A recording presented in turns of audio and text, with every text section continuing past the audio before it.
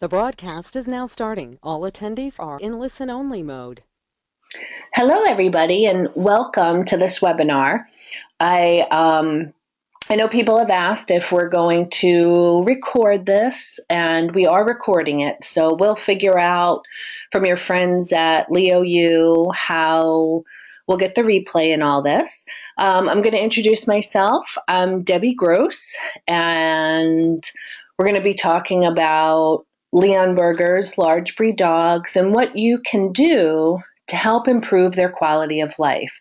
Because certainly, I'll give you a little bit about my background, but first, the first thing we always want to look at with our beloved dogs, whether it's a Leon Burger or another type of dog, our goal is always for them to live the best quality of life for the longest time possible.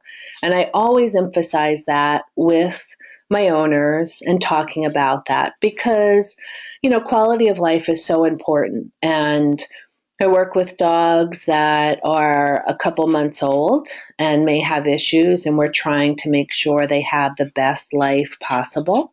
Or dogs, I had an 18-year-old dog come in the office today, a hound mix, and the owner wants her to make it through the winter, which in New England, we're just starting our winter. So it's interesting. A little bit of some housekeeping rules. So I will gladly take questions at the end. And if you look at the right of your screen, there's a little section on questions. And before we get started, if you could just jot me a note, write your name, and that you could hear me okay. And I apologize in advance. I have my Clumber Spaniel and my Cocker Spaniel roaming around, and my Cocker Spaniel can sometimes see dead things and will start barking randomly. So if they do, I apologize. But if you can just jot me a note that you can hear me and, maybe too where you're from, that would be fantastic. And so that would be great. So as I said, my name is Debbie, and I have been working with animals, small animals, for a little over 20 years, which is kind of frightening. I keep thinking as I approach 50, it's getting longer and longer. But I started in the human field. So I became a physical therapist first, always loved working with animals.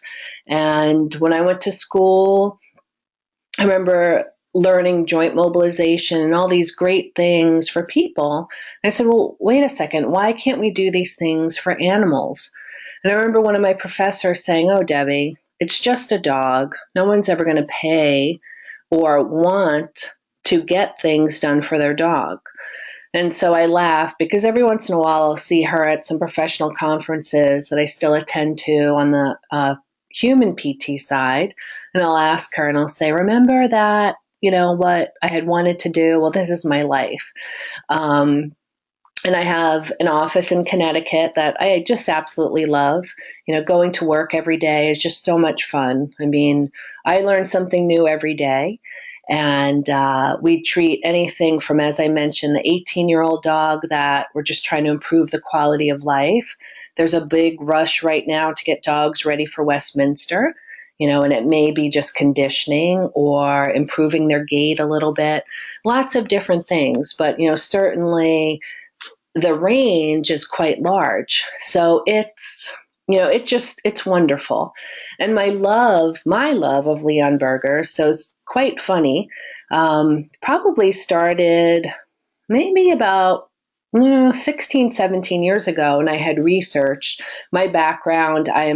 My heritage, I'm Austrian and German, and just loved the breed and learning about them. And I contacted a woman in Ohio who I don't know if she even remembers talking with me, but I wanted a Leon Burger.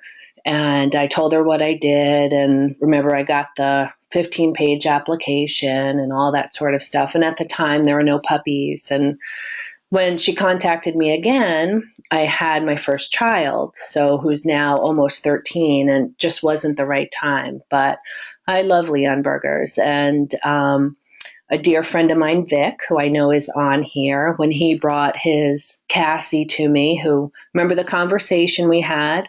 He said, she's part Leon Berger, part Tasmanian Devil. And I said, but it's just, I love working with these guys. And tonight, I want to share with you things that you could do, that can improve your dog's quality of life.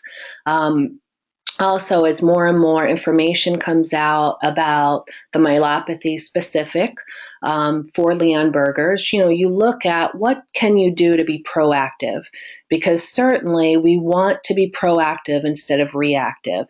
So we'll go over some of those things. And, without sometimes it's just the simplest things you could do that can make a huge difference in your dog's life. And so many people tend to think Leon Berger is a big dog. They should be lazy, which, I will tell you, no way. They're an active working breed. They're meant to work. They're meant to be active. It's the same thing with a lot of these other giant breeds. I think it's a shame when you look in the show ring and you are in the working group and you watch the dogs go around once and a dog has to take a nap before going around again. So that's not the definition. I mentioned I have a Clumber Spaniel and a Cocker Spaniel. My Bull Mastiff lives with my ex-husband, and we're very close. And Dooley was the number one Bull Mastiff in the country for 2 years in a row. And when he was just under 2, we had him entered in the Bull Mastiff Nationals. And I assumed he was doing quite well in the show ring. And I said, he'll probably get an award of merit, but I had to speak up in Canada, so I was up there. And I was paying attention. I was getting the text updates on a regular basis. And as I'm hearing, as the day is going on, they entered the ring at 9, they took a break for lunch. And it wasn't until about 3:30, I got the phone call that he won the Bull Mastiff National Specialty. And so, of course, I was thrilled. And when I finally had the chance to speak to the judge, he said, you know what? Those dogs, I was watching them tire out. He said, your dog, the more we worked, the more he turned it on. He said he demonstrated, all the qualities, not only, of course, the physical attributes, but also that of a working breed. He kept working. He did what the breed was supposed to do. So, I think that's very important. Now, so as we talk, and as I said, save your questions for the end, or you can type them in and I'll go through them for you. But we look at these, pictures, and as I mentioned, we want the dogs to have the best quality of life for the longest time possible. And their quality of life is, of course, going to be dependent upon you, what you would like for them. And I always suggest to owners, not only of older dogs, but of even your puppy, is every 6 months, write down 3 to 5 things that give your dog a good quality of life. So it could be running out in the woods, it could be going for a walk with you to get the mail, could be jumping on the couch, anything like that. And then you could periodically come back to those. And that's why I want you to look at them every 6 months, because you could readjust them. And our dogs change just as we do. My goals and aspirations from when I was 30 are much different from when I am now. So you're going to change those. But in case you have to make a decision, is your dog happy? And it's something I hear quite often, at least weekly. How do I know my dog is still happy? Well, and I like to objectify the information and go back to that quality of life, because you want to know, are they happy? So we look at giant breeds, and we know that they're definitely prone to growth-related problems. And I'm sure that there's many of you on the list that have experienced a puppy with panosteitis, or maybe even hypertrophic osteodystrophy, which is more serious than pano. And it's important to make sure it is pano, because at the same time that panosteitis can occur, a lot of other things can occur. So typically between the ages of anywhere from 3 to 7 months, more towards 5 to 7, you may start to see signs of elbow dysplasia. So a forelimb lameness that's not going away should be checked a little bit more. We know that giant breeds are more prone, they have a higher incidence of hip and elbow dysplasia. And that's, I hear it from breeders all the time. I've never bred a dog with hip or elbow dysplasia. Well, that's not true. And we know if you've read the literature that hip dysplasia and elbow dysplasia, there's so many factors that contribute to it. And they're now looking not only at hereditary, but that's just being a small component, but also the exercise a dog receives up to 3 months of age, their footing that they're growing up on, their diet, all these different things, any injuries before 3 months of age. So it's really, there are a lot of factors when you look at elbow and hip dysplasia. And certainly more studies have been done on hip dysplasia, and it's very interesting. We know that larger breeds have a higher incidence of bone cancers. And so certainly, and I always tell people, and I'll review this a couple times, if you're suspecting, anything, your dog's 99.9% better than anyone else. If you think something is going on, it's important to pay attention to that. Any unknown lameness, and certainly if your dog is lame, that's indicating that there's pain or inflammation somewhere. So it's very important to make sure you're looking at that. So people often ask, how do I know my dog is in pain? Well, lameness, especially if it comes out of nowhere, means something is bothering the dog. And it could be on a scale of 0 to 10, 0 being no pain and 10 being excruciating. Even if it's at a 1 to 2, that could be indicative of something. And then we certainly know that giant breeds have a higher incidence of myelopathy. And of course, we'll touch upon the Leo-specific myelopathy as well. And with giant breeds, and not only Leonbergers, but it's very difficult to sometimes diagnose orthopedic problems. And veterinarians have such a tough time. I mean, they have to know all these animals, all these different breeds, and sometimes giant breeds are more of a struggle. And you'll look and say, well, it's a little bit more difficult to tell where their lameness is. And I often joke that giant breeds and our smaller toy breeds are difficult. The toy breeds you kind of have to get down on the floor and look at. And sometimes the giant breed, something's staring you in the face. Or I'm sure you've heard this too, that the dog is lame because he's a large breed. Oh, he's fine. He's just walking that way because he's big. Well, anytime a dog is lame, again, that signifies that something's going on. We would never look at a 6'6" basketball player that's limping and say, he's just limping because he's big or tall. So it's very important to, if you see lameness in your dog, to get to the root of it. And as I said, many veterinarians have a tougher time, and it is difficult sometimes if many of these dogs outweigh your veterinarians. So, trying to figure out what's going on, it's not always easy to put them up on a table or do an orthopedic exam because of their size. So we want to take proactive steps. One of my favorite puppy pictures here. And we'll go over these proactive steps, but certainly weight management, puppy growth, awareness of injuries, catching injuries before they become a bigger deal, signs of lameness, or exercise, the proper amount, and realistic activities. So again, all these things so important. And with weight management, just because it's a big dog does not mean they have to be overweight. And I think this is something else I hear quite often. We had a Mastiff come in, I think last week, that was 235 pounds. And the owner said, well, I just assume he's a big dog, so I feed him whenever he wants. Well, the dog should have probably been down around 180. And because of that weight, he had cruciate disease. He also had elbow issues. But the owner was innocently said, I just thought they were supposed to be very big. And we know that excessive weight puts added stress on the joints, which leads to a higher incidence of degenerative joint disease or arthritis. So the more weight you have on those joints, the more stress there is. And 1 pound of excessive weight puts an additional 4 pounds of force on the joints. And just to give you an example, I read an interesting analysis the other day.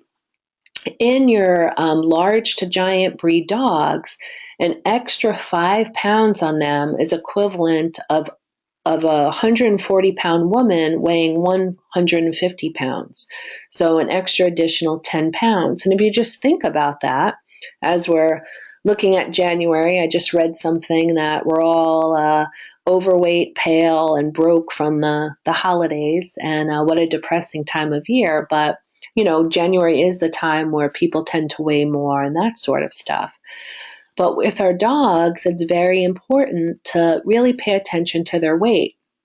We just had a Biggest Loser contest in our office, and it's a 10-week contest where the dogs enter to win a conditioning package. And the dogs entered. Most of them did lose weight. We did have one dog gain 9 pounds, which I still don't understand how they could have gained 9 pounds. And the owner says, oh, it was just over the holidays, which we hear so often. But, weight is a big thing. And when a dog is suffering from osteoarthritis, it's much better to be on the lean side. So even you want to be able to feel ribs.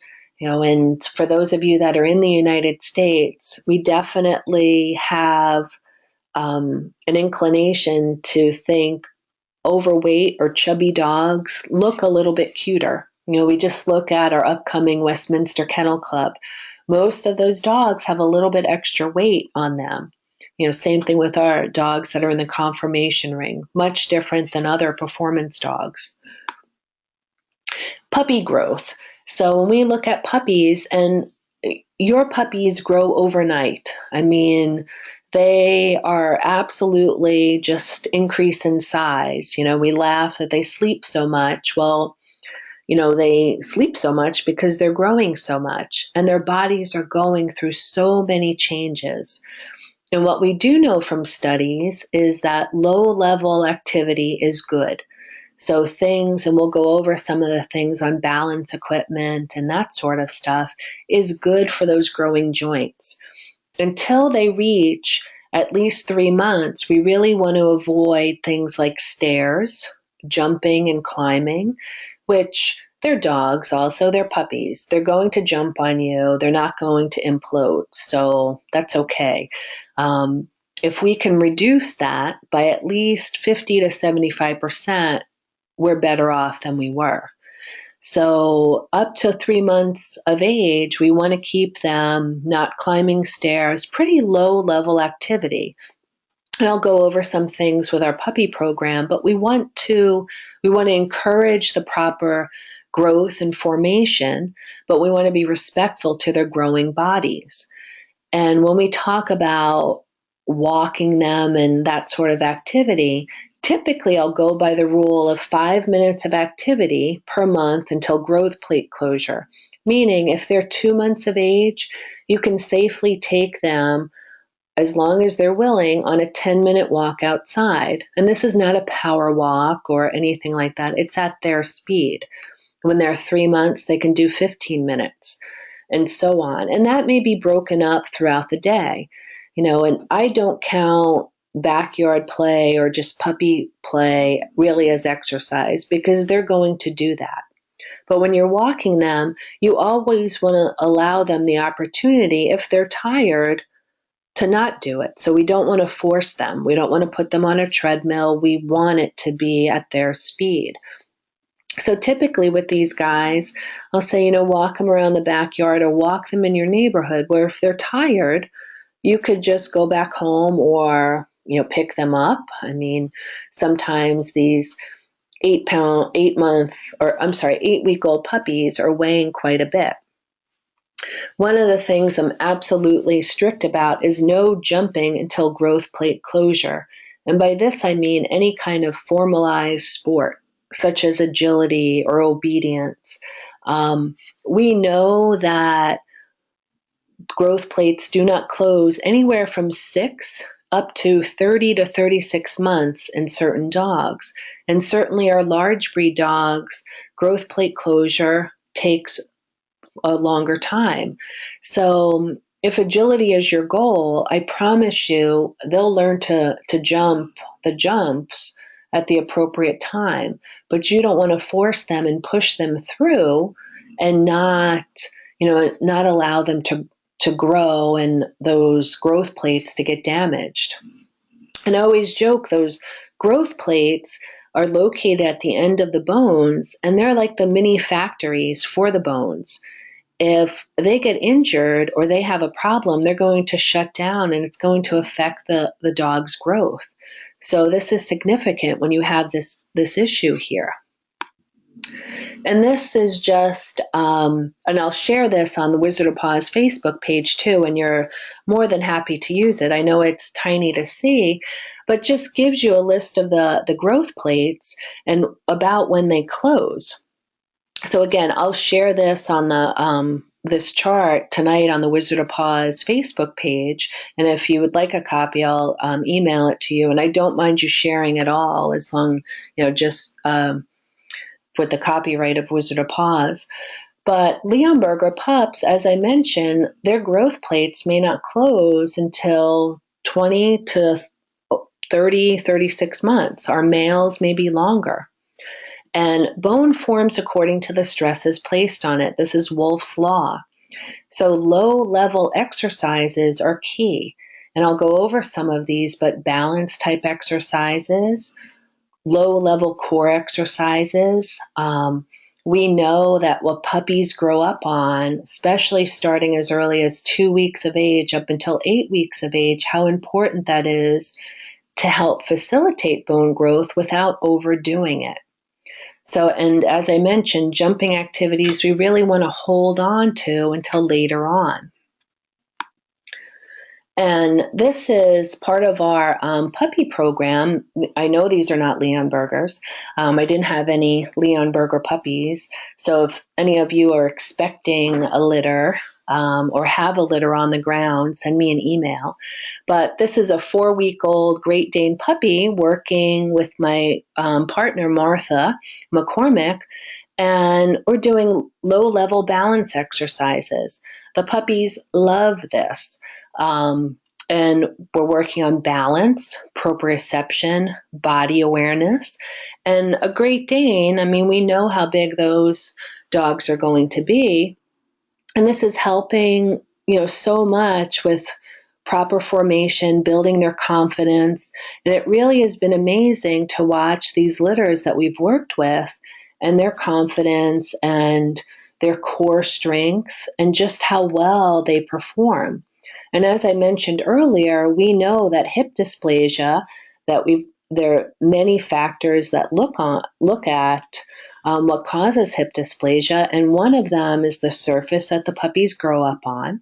So making sure that they're not on a slippery surface, and so many breeders like a surface that's easy to clean, but we want something that the dogs or the puppies are not slipping on. Also, low-level stresses, such as things like this, actually aid in the formation of the joints. So beginning things, like this are fantastic. There's a burner puppy on the right, the same thing. They're working on their hind end strength, their forelimb strength. I had the first time Martha let me take one of her puppies home, and I think she was about 4 months old. And she had been doing all these activities, and I brought her home. My daughters were kind of kid-proofing her. And I looked at her, and her front feet were up on the counter. And I texted Martha, and I said, "What's going on here?" She said, "Well, on the ball, on the counter, the same thing." And this puppy is bounding endlessly from the ottoman to the couch and back and forth, no fear at all, but also had the body strength. She wasn't falling over. She did everything very gracefully. And I'm always amazed at puppies that start with this, how well they move through. And our ultimate goal is to make sure they stay this graceful, but also prevent any problems, be proactive. We can't prevent everything, but the more proactive we are, the better quality of life they're having or will have. We also want to be aware of injuries. And I love the photo on the right. If you notice, this Leonberger has how many legs there? Little play here. A wonderful photo taken by Vic Newman. I think there's a Leonberger hidden behind there, but he sent it to me and said, "What's wrong with this dog?" And I mentioned, you know your dog 99% better than anyone else. If you do think something is wrong with your dog, make sure you get to the root of the problem. And that may be one opinion, two opinions, three opinions. And I highly recommend working with someone that understands large breed dogs. Because whether it's something that the dog is significantly lame or maybe off slightly in the show ring, we want to jump on the problem before it becomes a major issue. And that's always the key component. So some signs of injuries, definitely reluctance to perform certain activities. And it could be anything from walking on your kitchen floor, they don't want to go across, not wanting to go up and down stairs. Typically, if they don't want to go upstairs, I start thinking about hind limb. Is it something maybe going on with their knee, their hip, or their hock? Or maybe they don't want to go into extension because of their back bothering them. So, take a look at what they're not doing. If they don't want to come down, perhaps it's something going on with their forelimb and they don't want to put all that weight onto the forelimb. If they don't want to jump into the car, and our hind limb is what gives us power. So do they have any issue with that? If your dog just doesn't want to be somewhere with you, so, a dog that always wants to go hiking with you, as soon as you grab that leash, they lie down. And it sounds, kind of simple, but I've been guilty of it where I'll say, I wonder why. And, but still encourage them to go out for a walk when all in all, maybe they needed a day of rest or something else was going on. So, paying attention to those things. If there's increased aggression from a social situation that normally is fine. So if your dog is used to playing in a pack of Leos and all of a sudden they're becoming growly or aggressive when someone approaches their hind end, well, they could be protecting that hind end, and that's a sign of pain or discomfort. I saw a beautiful rescue pit bull today, probably rescued from the streets of Philadelphia and is now living in a plush Connecticut home. And the owner said she's great with other dogs until they come up behind her. Well, the dog has pretty severe luxating patella and also back pain. So she's fine when she meets dogs one-on-one, but if they approach her from behind, she becomes growly. And of course, as a pit bull, she's labeled as aggressive. But really, this dog is in pain, and that's why it's showing these signs. Some other things, getting up from a down position. So when I ask people to pay attention to their dogs and what noises they make. So if they come down the stairs and let out a oof, or a grunt noise, maybe something is bothering them. Are they verbalizing and you're not really getting it? Dogs typically don't cry out in pain unless they're in a very secure situation or they are very painful. Verbalizing is a sign of weakness in the wild, and most dogs tend not to do it. So, but listen, if they're groaning when they sit down or they're groaning when they get up, is something going on? Do you hear them scrape their nails? And as we think about myelopathies and all that sort of stuff, it's one of the things we want to pay attention to. So when you're walking your dog, do you hear them scrape their nails? And of course, a couple times, not such a big deal. But if you're hearing it more and more, that's something to be aware of. So, one of the tricks that I love to do is put nail polish on the top of the nails and on the bottom of the nails. So, paint your Leo's nails a bright pink color or red color, or something that'll show up, and paint the top and paint the bottom. And then don't look at it for 48 hours. In 48 hours, the dog should have worn down the bottoms pretty evenly, but the top, the manicure part, should still be perfect. If they're scraping, they'll be worn down and it'll give you a clear indication of what's going on. So just something to take a look at. And certainly with a myelopathy, you're going to see the hind limb first. And it's usually bilateral, but you'll usually see one side is weaker than the other. Dogs tend to be right-handed or right-pawed or left-pawed, and on their strong side, they're about 10% stronger than on their non-dominant side. We'll also look for any difficulty with turns. So if a dog is coming around a corner and loses their footing, and that could be a sign of a neurological problem like a myelopathy or an orthopedic issue. And I mentioned the lameness. So if we see a lameness or any verbalizations, so crying out in pain or that groaning. So exercise, certainly the right amount is crucial. We don't want to overdo it and we don't want to underdo it. And there's a balance between being a couch potato and overdoing it. And just like every person, every Leonberger is going to be a little bit different. So you're going to have some that are more active than others. I mean, I've definitely had working breeds that never read their breed description. They don't know they're supposed to be active or swimming or, herding or anything like that. But we want a balance. Movement to a dog is life. So, especially in large breed dogs, we know that once a dog starts moving, their quality of life is going downhill. And so we want to find a balance there. And I never tell people do 3 sets of 10 of something. I always go over quality over quantity. So when a dog is tired, it's time for a rest. And that's going to be much different. I know with my large breed dogs, just by nature, they're going to fatigue a little bit more than other dogs. I had worked with a Mastiff probably about 10 years ago. His name was Kronk, a beautiful brindle Mastiff. And his owner brought him in and she said, I want to bring him to Westminster. And this was in November. And she said, I want him to run around that ring. I want him to have enough energy. So we brought him in. We started some exercise. We put him in the underwater treadmill.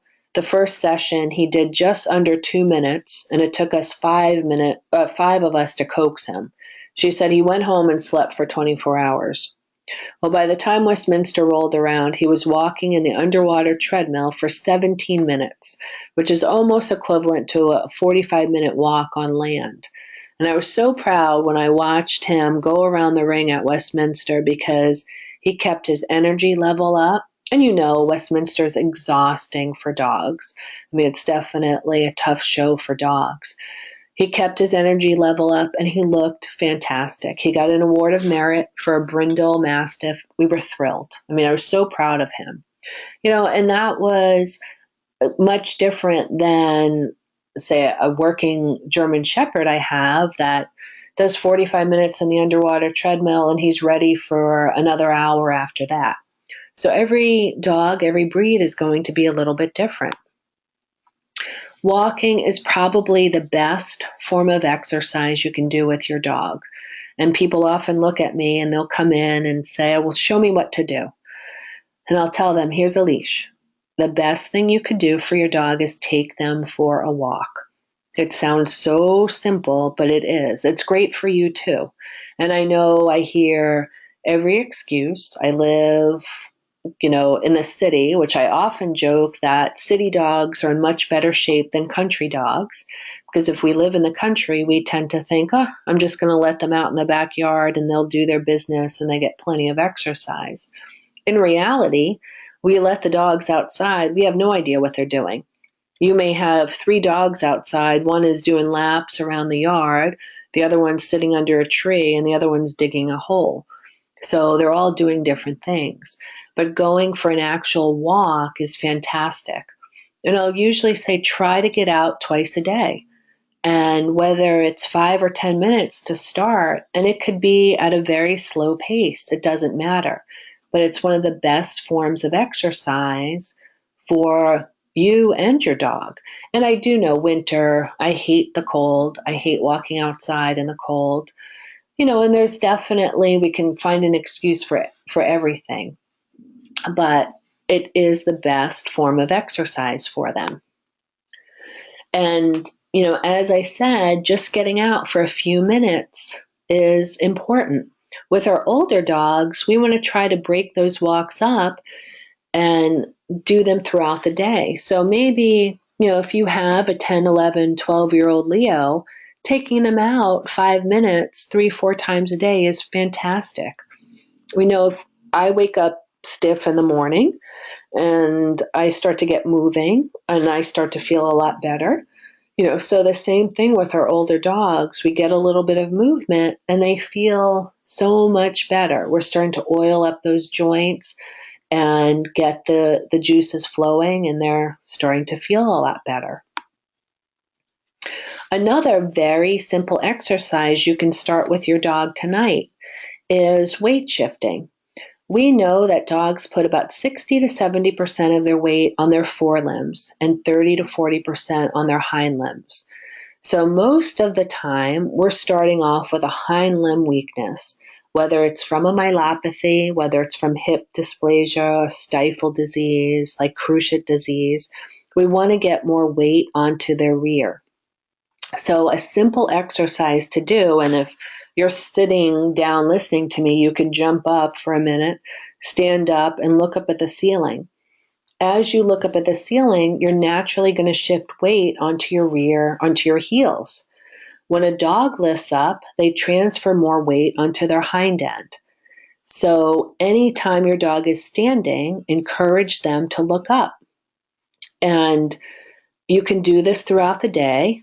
The other thing I will tell people to do, because compliancy is definitely difficult, if you can ask your dog before you put your food down, and this works great if you feed kibble, a little bit more difficult if you're a raw feeder, but ask them to look up 10 times with 10 pieces of kibble.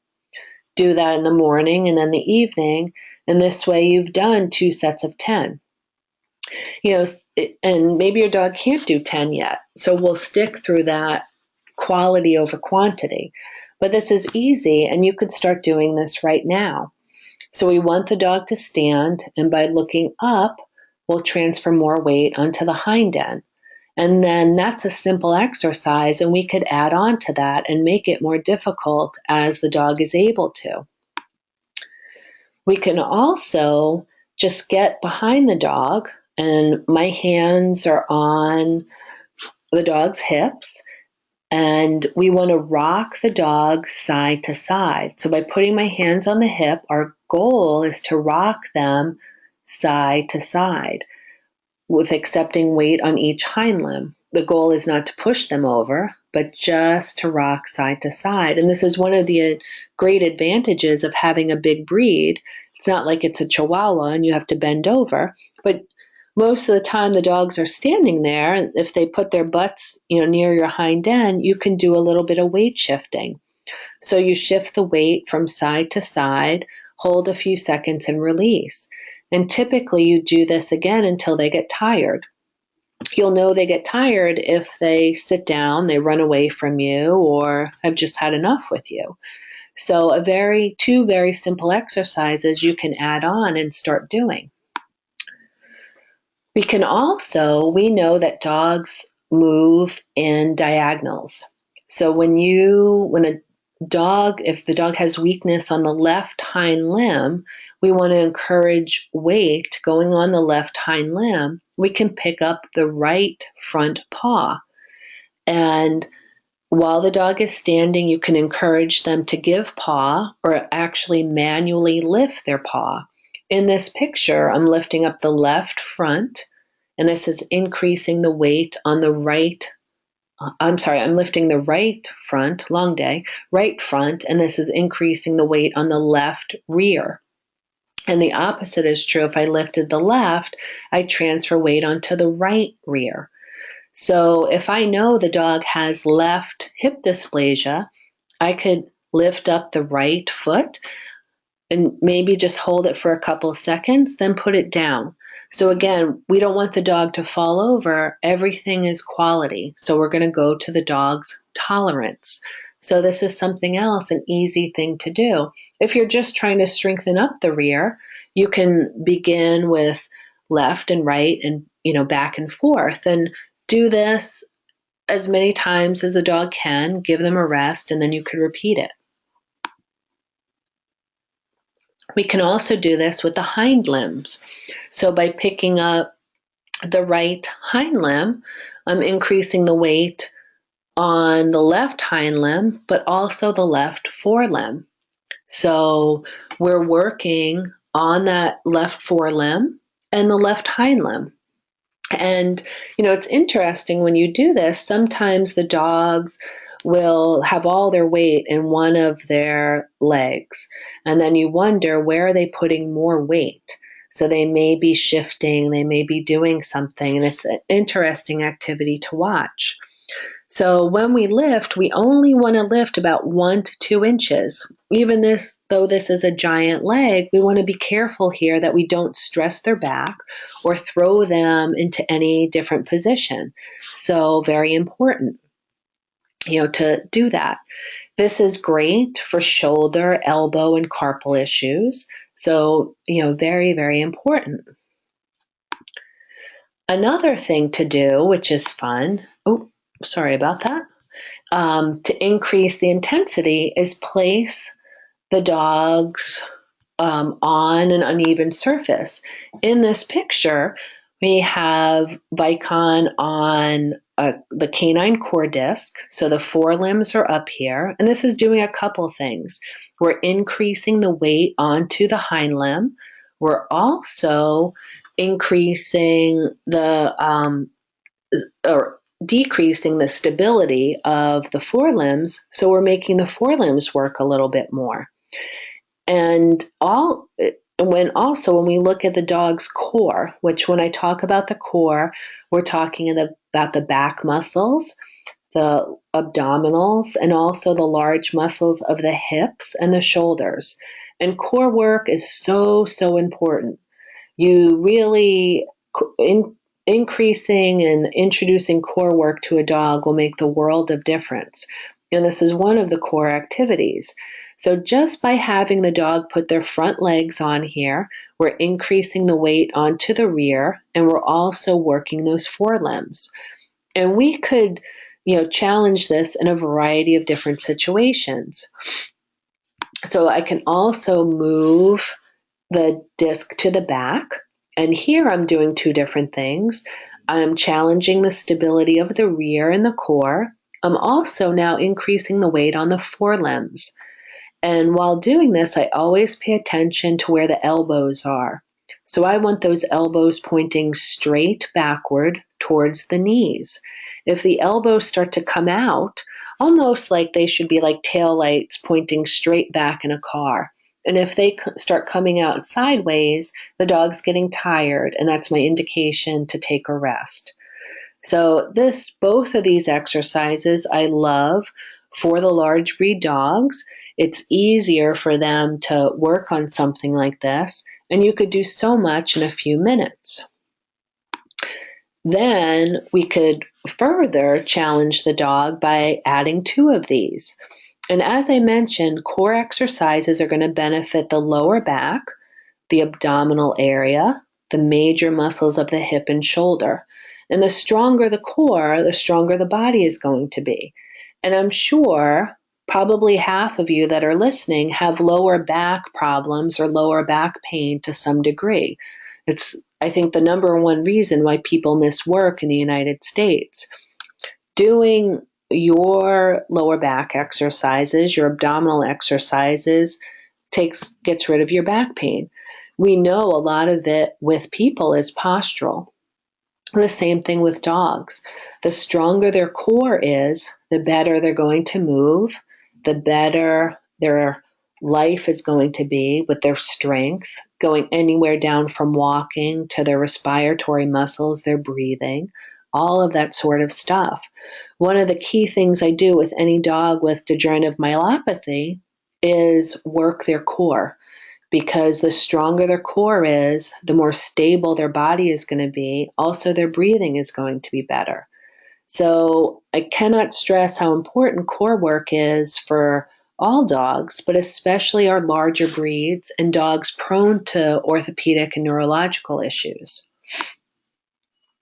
And then to make it tougher, we're going to use 2 discs and have the dog stand with both their forelimbs and their hind limbs on the unstable surface.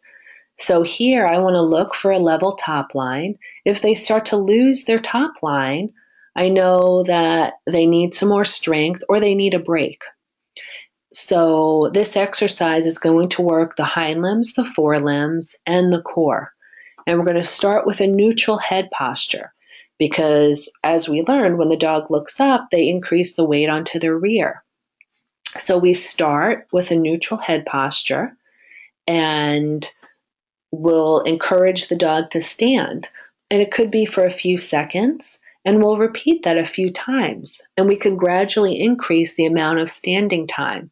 And, certainly positive reinforcement, feed them cookies, all that sort of good stuff here.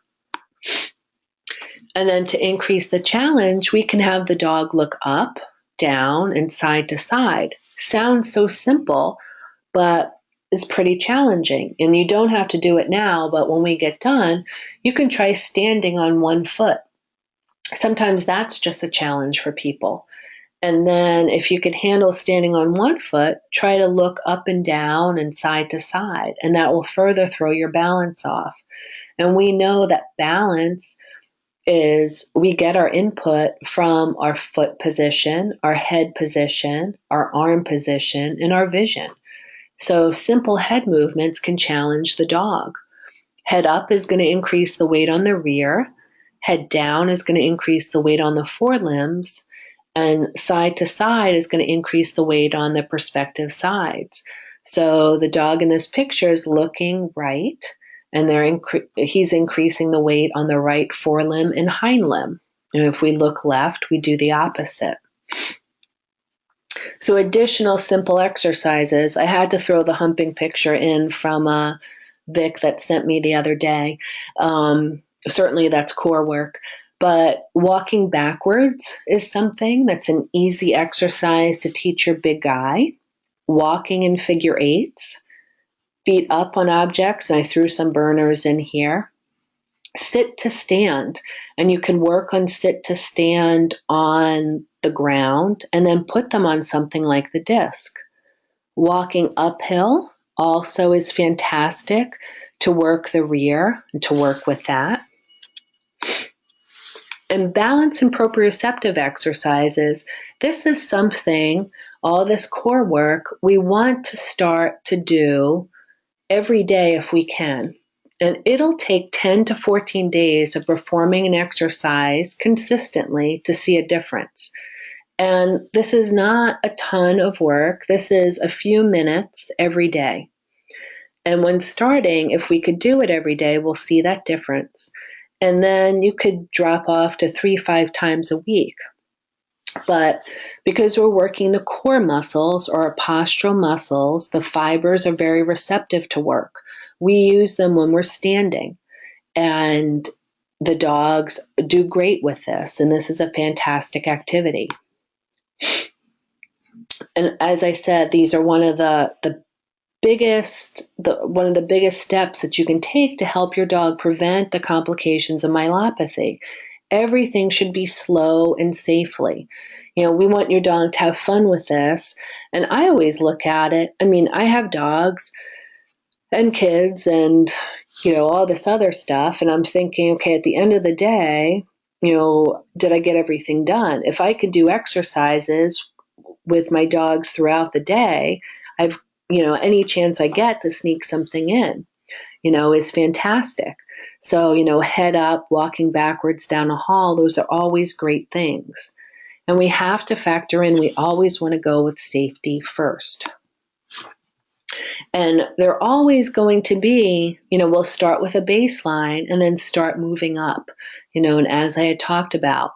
And, you'll start to notice these changes. And as I said, it doesn't take a long time, but you start to see these things like, hey, I've noticed that my guy doesn't want to jump on the couch. And as I'm starting to build up strength, all of a sudden now he's on the couch, he's on the bed, he's doing these things, which is pretty neat. And I love getting those emails and calls, and always wonderful. So I mentioned the regular walks and our formal walks and that sort of stuff. So just a little bit of a repeat. The backwards walking. And this is something fun to work on balance, proprioception, and strength. And I always like to say, begin in a narrow hallway. And you want to walk directly at your Leo and, with some high reward treats, maybe some steak from dinner or something. And as soon as they take a step backward with their hind end, you want to reward them and try to capture that behavior. And I always like to put something cute onto it, label it, back, or beep, beep, or, whatever works, but something fun, to work with. So, and what do you do if your Leo hurts? And a little bit more, and then I'll get to all your wonderful questions here. So ideally, our first step is going to be to recognize it. And then we want to attack it with what's called the multimodal approach. And I'll go into that in a moment. But you want to find out what's going on. And as I said, sometimes it's tough, especially with these big guys. You want to try to find a practitioner to help you determine what's going on. And, definitely talk to people that know the breed. Your breeders are a great source of information. And, find out, what are the dogs prone to? Who is good in your area with Leonbergers? When I had gotten my first Clumber Spaniel, my breeder gave me this great information to give to the dog's vet. Just all these things that were specific to Clumber Spaniels, anything ranging from their eyesight to their hips to the levels of anesthesia they should receive for a big breed and their vaccination. So it was very helpful, and my vet actually appreciated greatly. When we look at the multimodal approach, and this is always, I preach this to everybody, our goal is always to reduce pain, reduce inflammation, and then we can improve strength and range of motion and function. You cannot do one without the other. So, and this goes for us, this goes for our dogs, our horses, everything, that's living. If there's pain or inflammation, the muscles are going to get weaker. That's just the body's protective mechanism. So if you do not treat the pain and inflammation, you're not going to get stronger. So this is always the step that we take. And the multimodal approach is now recognized in both human and veterinary medicine as the standard of care. So it's what should be done all the time. And, how to help your Leo, there are many things to get rid of pain. The laser therapy is one of a fantastic thing that we use in our office quite a bit. And, here, some Leos getting some laser therapy with their fancy goggles on and things like that. And the laser helps reduce the pain and inflammation in our clinic. Then we move from there to the appropriate strengthening exercise. But inflammation can be decreased by things from your veterinarian, definitely pharmaceutical interventions. Acupuncture works great, massage, moist heat, ice, laser therapy, lots of different things, and lots of different avenues to take. As I mentioned, you want to find a practitioner that knows and understands you and your Leo. they're a big dog, and they're, definitely a set of potential red flags to look out for. The LPN 1 and 2. There's you guys have such great information out there on that. Are you going to someone that understands that? Hip dysplasia and OCD lesions. OCD lesions will play more of a role in the younger dogs. So don't always assume that it's panosteitis. Is it something else going on? Other systemic things, Addison's disease, cardiomyopathy, Addison's disease, and hypothyroidism, all things that you should be aware of. Walking in water, and I know people have asked about swimming. So both walking in water and swimming are fantastic exercises. And I like to,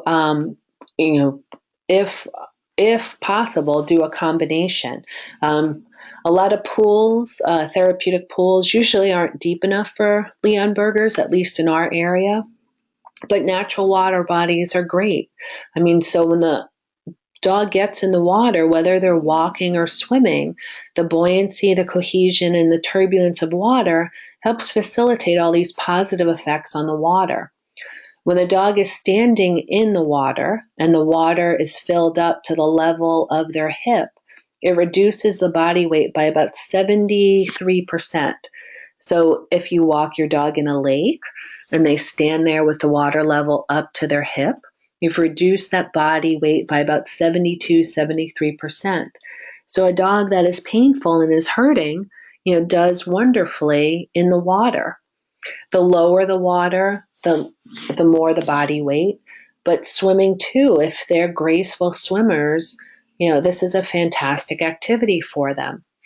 It's definitely strenuous. We know that studies that have been done in the underwater treadmill, when a dog walks in the water, they burn 3 times as many calories as if they did on land. So swimming, we don't know the exact amount, but it's somewhere around there. So they're burning more calories and they're expending more energy. And so I have to, as we come to the end here, I have to thank my friend, Vic Newman, who definitely has inspired me with all his Leos, his past and his current ones, even though he named Yuli and not Babar, but for his constant encouragement. And I love this picture, the end here. But I'll get to questions. And I want all the purple equipment that you saw is from my company called TotoFit, which also I have Wizard of Paws. And you can go to TotoFit. You can like us on Facebook and Twitter. You can also look at Wizard of Paws, where TotoFit is offering a discount for all the Leo lovers. If you look, there's a code that says Balance to Core. That's your code, Balance to Core. And I'll leave this up while I answer questions. But definitely like us on Facebook, like Wizard of Paws, and I'll put some things, the growth plate and some other stuff up there. And I'm going to pick through the questions here.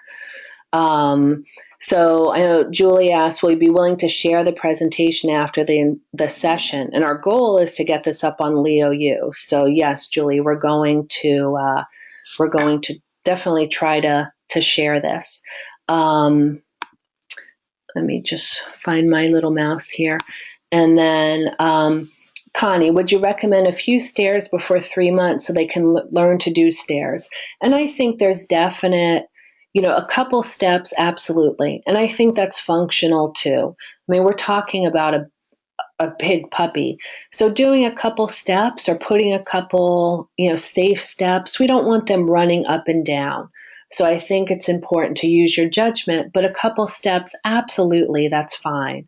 Because then they'll, learn to use their body. And we have to be realistic too. If you have a couple steps coming in and out of your house, it's smart that the dog learns to do it. Because not only can you hurt yourself, but you can hurt them, by picking them up and that sort of stuff. Denise asked what about swimming during growth? And I think swimming is fine. What you have to be careful with is that they're not shooting themselves into the water and doing crazy things. Like, some dogs are definitely, if they're belly flopping or looking like they're hurting themselves. But if they're doing it controlled, absolutely.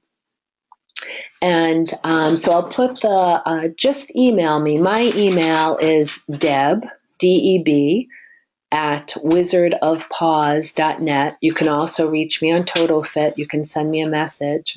But if you'd like the growth plate closure diagram, I'll send that to you. But as I said, I'll put it up on Facebook, and you could, take a look at there. So Marco asked about his 10-month-old Leo that likes to run around the property, which is wooded and hilly, and jumping across a stream, and which will happen periodically. And anybody we know puppies go through their psychotic puppy zoomies and do nutso things. When they do that, most of the time this is self-regulating, so I think it's absolutely fine. It's much different than if we put them on a leash and said, okay, 10-month-old puppy, we're going for a hike or a run, in the woods, and I'm going to force you to jump over these things. If they're doing it on their own, that's fine. I think it's important just to be aware of the surroundings. So right now, I mentioned in New England, our ground just got pretty cold, and we're seeing a lot of paw injuries and slipping because of the ice. So I wouldn't recommend it with that.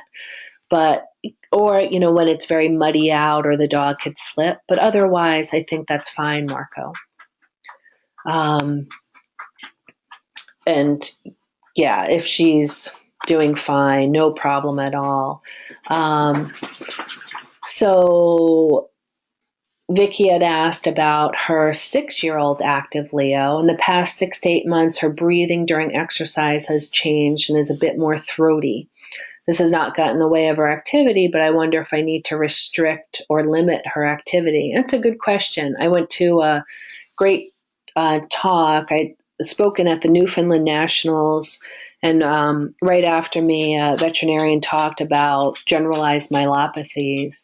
And we were talking about dogs that have tested negative, for, like in the Leos, LP1 and 2 negative, but also DM not coming up as a carrier or positive. And just these generalized weaknesses. So first, I would want to make sure they're cleared, not a thyroid issue, Addison's, or looking at anything, like that. So making sure there's a good blood panel done. But then, I'd worry about some core work just to make sure, even though she's very active, is her core or musculature good? If we think, and you guys can't see me, but if you stuck your head all the way out, like your chin all the way out, and tried to swallow, it's quite difficult. And most of us have what's called a forward head posture because we sit at the computer so much, we're not as active. And actually, we know in human studies, the more a person leans their head forward, the more problems we have with speaking, with swallowing, and it's because of position and postural weaknesses. And exercises to strengthen the back, the neck area, have actually shown advantageous. But I would definitely start with making sure everything else is okay, and then moving on.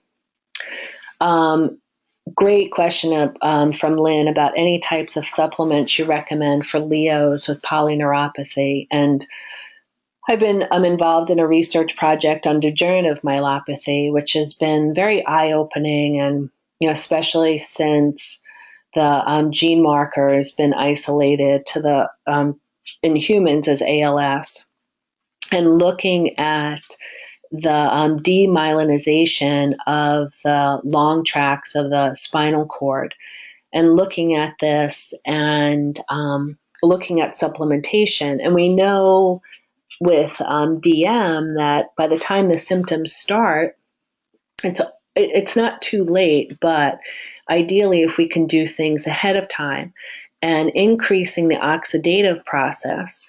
So the study that I'm doing is involving doses of laser therapy to help improve cases of DM, but we're also starting a preventative protocol.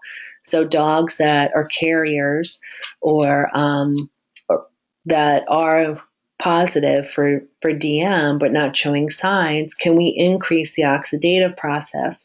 And one of the things has been laser therapy, but also increasing their level of antioxidants from a supplemental point of view. So everything is showing positive signs. We won't have definitive data probably for about another 12 to 18 months, but it is, something to think about. That's I told you the dog would howl in his support there. So certainly also with large breeds, looking at a healthy diet, glucosamine, MSM is great for them. Again, rather take a proactive approach than a reactive approach. So great question, Lynn. And I'm hoping, as more we start getting a little bit more definitive answers, I can give you some more too. Miles is asking about his 7.5-year-old guy that every once in a while his back right leg gives out, and can these exercises help him? Absolutely. The first step, Miles, will be to make sure that, as I said, with that multimodal approach, making sure if he is in pain or inflammation, if there are any problems. So taking look at that, and then absolutely trying to build up those muscles would be perfect for him. That would be great.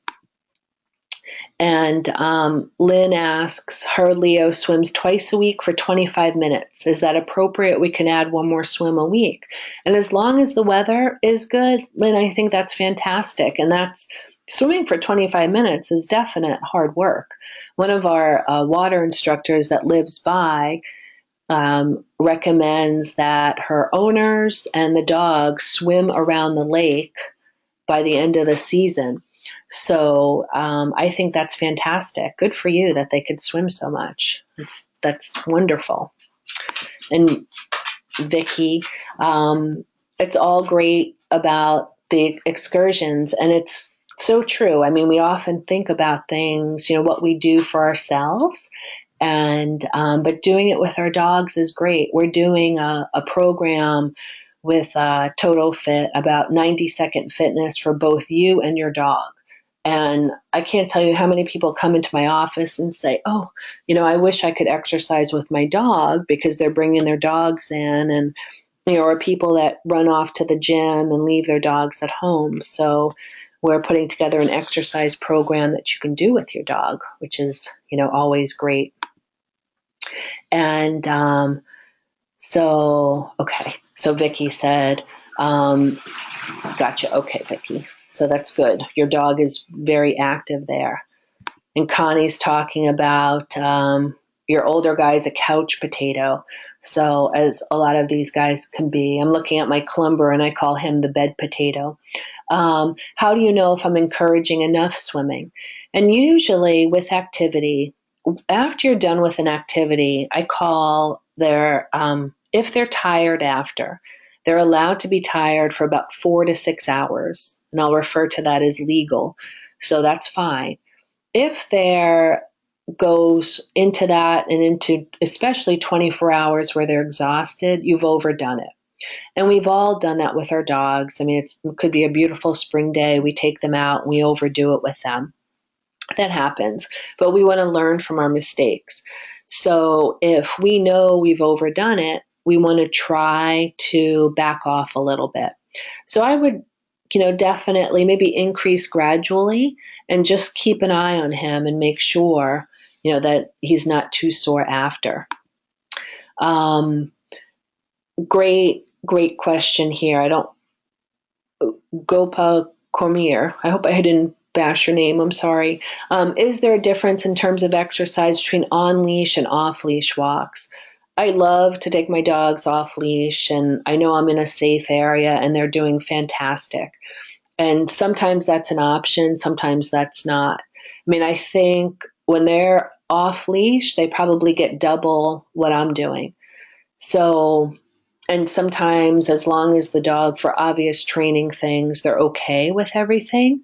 Um, they're probably the big difference is that it's not as regulated. They're probably doing more, and we just want to make sure that they're safe with it. But my preference with my guys is off leash, because with two of them and holding on to them, but that may not always be practical. So that's good. And and Connie, just to define our question, what is a good goal to build up for an older dog? And certainly when we look at an older dog, they're just muscle wise, they're not going to be as strong as a younger dog. So really, a realistic goal of swimming, I'll say anywhere from 5 to 20 minutes, and that's a very broad frame. But we want to start off low and just start to gradually build up. Typically, if they can do 5 minutes for 3 times, say 3 times in a week, and they're feeling pretty good, I'll increase that, but to maybe 6 or 7 minutes. Go for another week and then incrementally build it up. So we're constantly building them up a little bit. So Barbara asked about using fermented wheat germ, and Barbara, honestly, I don't know. I'll look that up. If you want to send me an email at deb@wizardofpaws, I will look that up for you and get some more information. But off the top of my head, I don't know. Are there exercises for Leos with very straight stifles who have slipped hocks? From Lynn. Great question, Lynn. So when we look at a straight stifle and slipped hocks, we really want to increase their hamstring or the back of their legs, because with straight stifles, the dogs are more prone to cruciate injuries. And this is in any straight stifled dog or straight-legged dog. So they're more prone to cruciate disease. The stronger we can make their hamstrings, the better. So walking backwards is a fantastic exercise. The exercise where they're on the disc is great to start increasing their rear awareness. Walking up hills is great. Anytime the dog lifts their head, so if they're standing on the disc and looking up, but I would want to make sure they could do that on the floor first. Swimming and walking in water is great.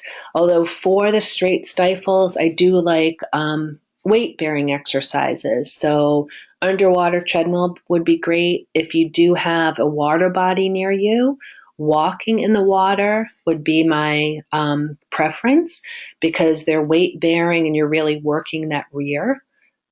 Sit to stands would also be fantastic. So those are, great exercises for that. Oh, thank you. Gopa Manoon. Okay. Got it there.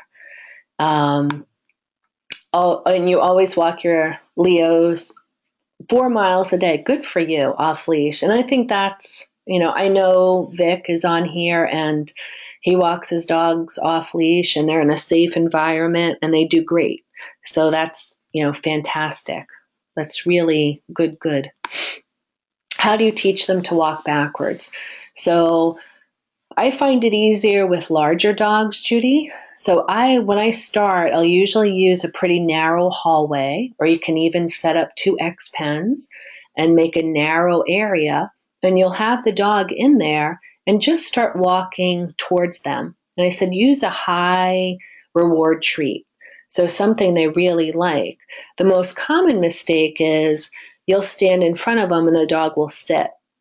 And if so you'll walk towards them. As you're walking towards them, as soon as they take the first step, back with their hind end, you want to reward them and start to shape that behavior. Sometimes it could take a while. My Clumber Spaniel, sometimes I have good success. He knows the command for it. Other times he looks at me like, yeah, he's going to jump on me instead. Some dogs get it pretty quickly. Others, have a tougher time. So Kimberly, a good question. Do I find a significant difference in health of the giant breeds based on diet, raw versus commercial? Great question. I am biased. I do like raw. However, I don't think raw is for everyone. And, it's definitely something to think about. I know some Leos do great on commercial food. I don't like puppy food for any large breeds. My Clumbers never had puppy food, neither is the Bull Mastiff. And so I'm not wild about that. Overall health wise, again, I know this is a very touchy subject with people. My personal preference is I do like raw or something similar to that. It's more natural, but that's a personal question. For you to go over to, talk with your breeder and that sort of stuff. So yeah, it's tough. So Wendy writes about her dog's Minx's osteosarcoma is back in her left hock. And, osteosarcoma is tough. And really, you want to respect the pain there and, try to make her as comfortable as possible. And, and there's kind of a mix. You want to let her rest and be, but you also want to get some mobility, and it may just be a couple of minutes of activity, but I'm sure she feels better both physically and mentally when she gets a little bit of activity. So I would definitely, make sure that you have a balance there. Deanna, when walking backwards, do you prefer to have their head up or down? Typically, I like to start with their head in neutral. When their head comes up too much, that may force the tendency to sit. And when they look down, they may not be driving with their rear. They may be using more of their forelimb. So Judy is muting me.